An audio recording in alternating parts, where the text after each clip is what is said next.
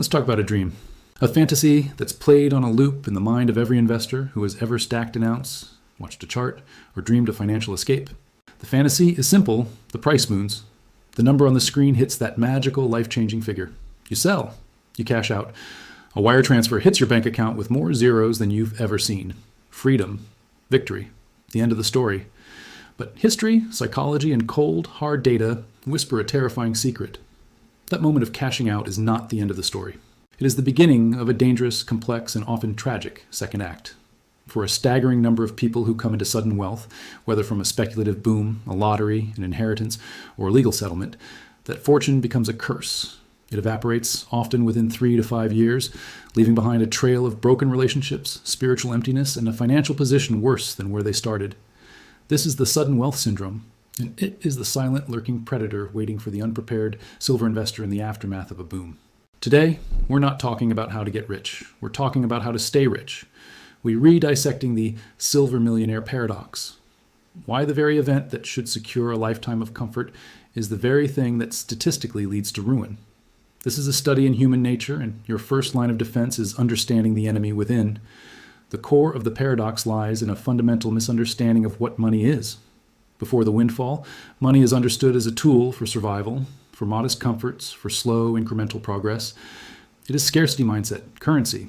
After the windfall, that same sum transforms in the mind. It becomes a tool for identity, for validation, for rewriting one's personal history and asserting status. It shifts from what this can do for me to see it to what this says about me. This cognitive shift is catastrophic. The new silver millionaire is no longer making financial decisions. They are making emotional ones. They're not investing, they're performing. And an audience has suddenly appeared. This audience is made up of what professionals call the false friend network. Distant relatives rediscover their affection. Old acquaintances have can't-miss business opportunities. Charities and investment gurus materialize with stunning speed. The individual, often isolated by their new wealth and subconsciously feeling like an imposter in this new economic class, is desperate for guidance and affirmation. They become the perfect mark. They are seeking permission to spend and validation for their new status, and the chorus of new friends is all too happy to provide it for a price. The first and most lethal drain is rarely reckless personal luxury. It is helpful investments in a brother-in-law's restaurant, a friend's film project, a sure thing pitched by a smooth-talking advisor who understands ego far better than equity. The money flows out to prove the winner is smart, generous, and savvy, not because the math adds up. This leads directly to the second pillar of the downfall, the complete absence of a plan for after.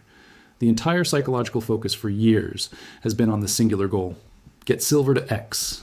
The mental energy, the research, the community discussion, all of it is oriented toward the achievement event. What happens at price X? The plan is sell.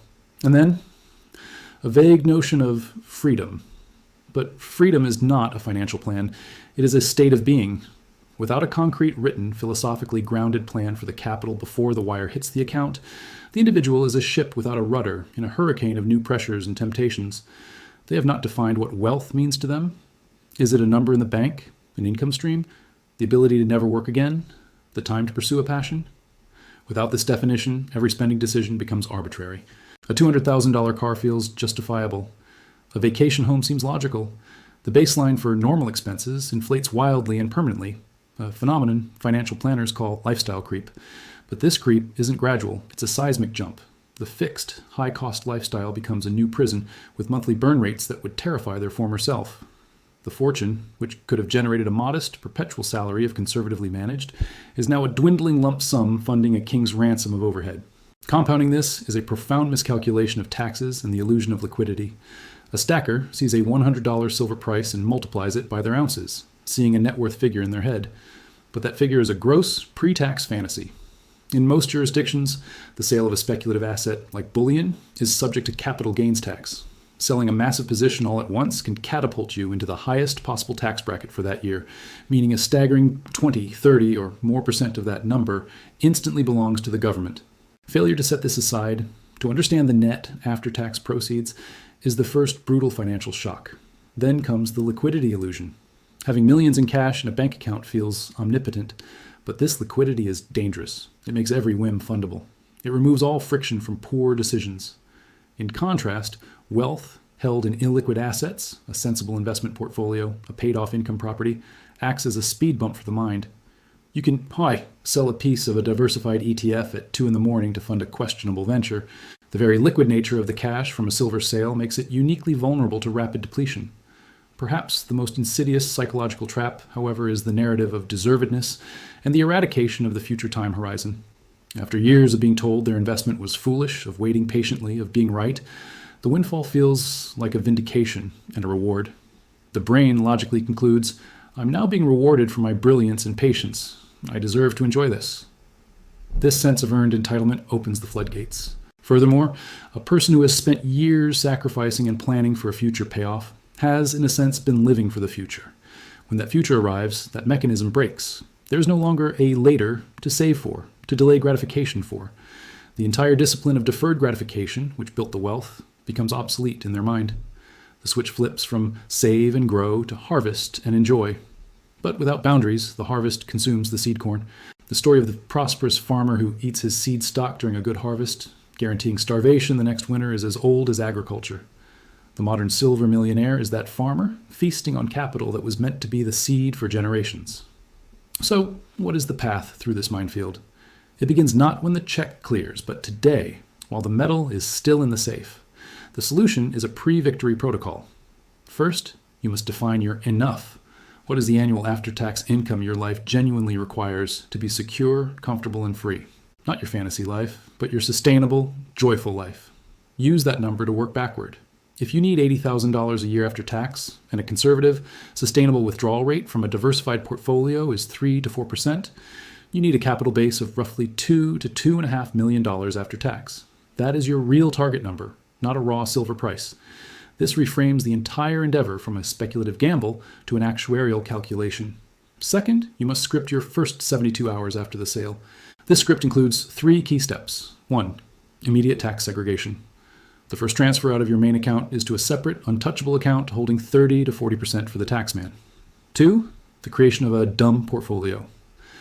Before doing anything else, the core of your after-tax proceeds, say 70%, should be placed into a simple, boring, globally diversified portfolio of low-cost index funds managed by a fee-only fiduciary advisor you vetted and hired before the crisis.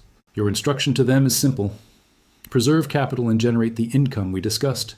Do not let me touch the principal. This wall of boring money is your fortress. And step 3, the mad money allocation. A small, predefined percentage, like 5 or 10%, is placed into a separate account. This is for the cars, the vacations, the gifts, the speculative plays. This is the psychological release valve. When it's gone, it's gone. The rule is ironclad. You do not replenish it from the fortress. Finally, you must prepare for the emotional and social tsunami. This means having difficult conversations with family before the wealth arrives, setting clear boundaries. It means considering a social silence period, simply not telling anyone outside your closest, most trusted circle about the transaction. It means understanding that your worth as a person is unchanged by the number in your bank account and actively nurturing the relationships and hobbies that defined you before the money. The goal is not to hide your wealth in fear, but to protect your sanity and your relationships from its distorting power. The true purpose of the silver stack was never to become a different person. It was to grant the person you already are the ultimate luxury, freedom from fear and the gift of time. Cashing out is not the finish line. It is the transfer station where you exchange a concentrated risky asset for a distributed, lifelong annuity of security. To navigate it successfully, you must fight not just against external predators, but against the victorious, celebratory, entitled voice in your own head that will tell you the rules no longer apply. The paradox is that the moment you feel you've finally won the game is the moment you are most vulnerable to losing it all. Plan for the victory as diligently as you planned for the battle. Your future self, sitting calmly on the other side of the chaos, will thank you. Thanks for watching, and be sure to subscribe for more content to help you on your financial journey.